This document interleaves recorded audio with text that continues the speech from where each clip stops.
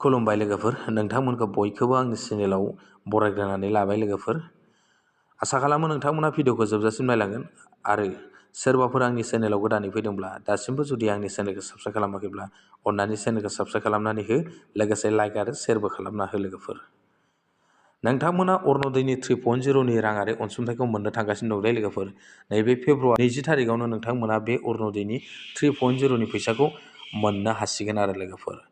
बेनि गेजेराव जाय बिथांमोना एप्लाइ खालामदों दे बिथांमोनाल' बे 3.0 नि रांखौ मोननो हागोन दे लोगोफोर, आरो जाय बिथांमोना एप्लाइ खालामाखै बिथांमोना बे 3.0 नि 8,000 रांखौ नोंथांमोना मोननो हानाय नङा।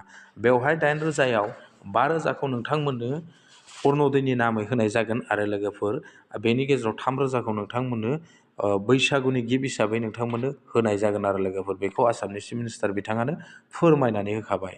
दा बेनि गेजेरावनो जाय बिथांमोना अरुण'दयनि जि 3.0 एप्लाइ खालामनो गोसो दंमोन दे लोगोफोर, बिथांमोना दा खालामथ'नो हानाय नंला।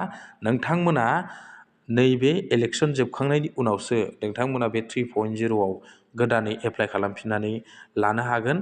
आरो बेजों लोगोसे नोंथांमोना जाय बिथांमोना अरुण'दयनि 3.0आव राङारि अनसुंथाइ मोनबोबाय थादोंमोन बिथांमोन बायदि नोंथांमोनाबो मोनहैनो हागोन दे लोगोफोर। बेखौ आसामनि चिफ मिनिस्टार बिथाङा फोरमायनानै होखाबाय। नोंथांमोना दा गोदानै एप्लाइ खालामथ'नो हानाय नंला आरो लोगोफोर दै। आं बेखिनिखौ नोंथांमोननो फोरमायहरखाबाय। नोंथांमोना बेसिमहालागै नेनानै थाबानो जाबाय।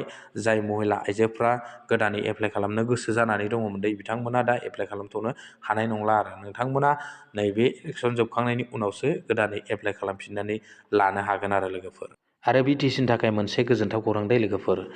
BTCआव थानाय जेसेबां सेल्फ हेल्प ग्रुप दङ दे लोगोफोर, बे सेल्फ हेल्प ग्रुपआव मोनसे ग्रुपआव नोंथांमोना 25,000 खरै फैसा मोननो थांगासिनो दं दे लोगोफोर।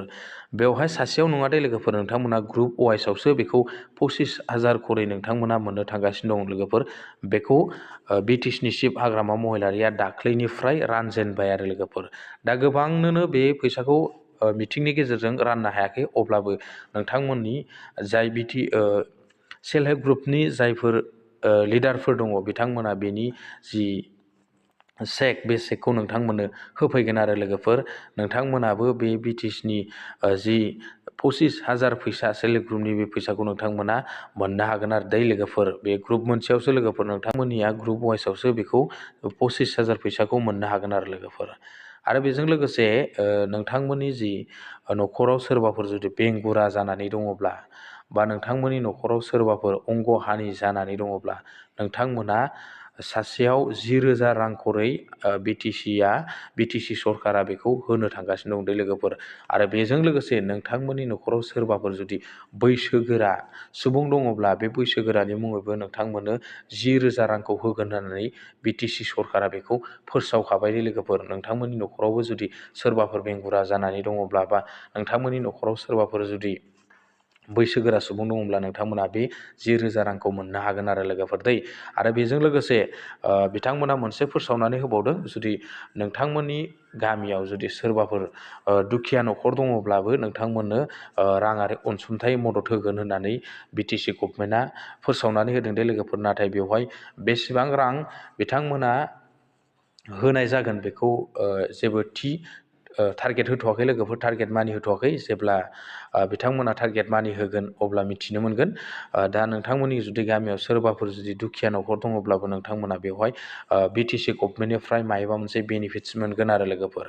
दा जिखियानो जाया लोगोफोर, नोंथांमोना आंनि चेनेलखौ अननानै खेबसेबाव बयबो साबस्क्राइब खालामनानै होदो। आरो बेजों लोगोसे नोंथांमोना आं गोदान गोदान आपडेट होलांबाय थानो हायो। थेंक इउ, बाय बाय। दिनै भिडिअ एसेनोसै, थेंक इउ।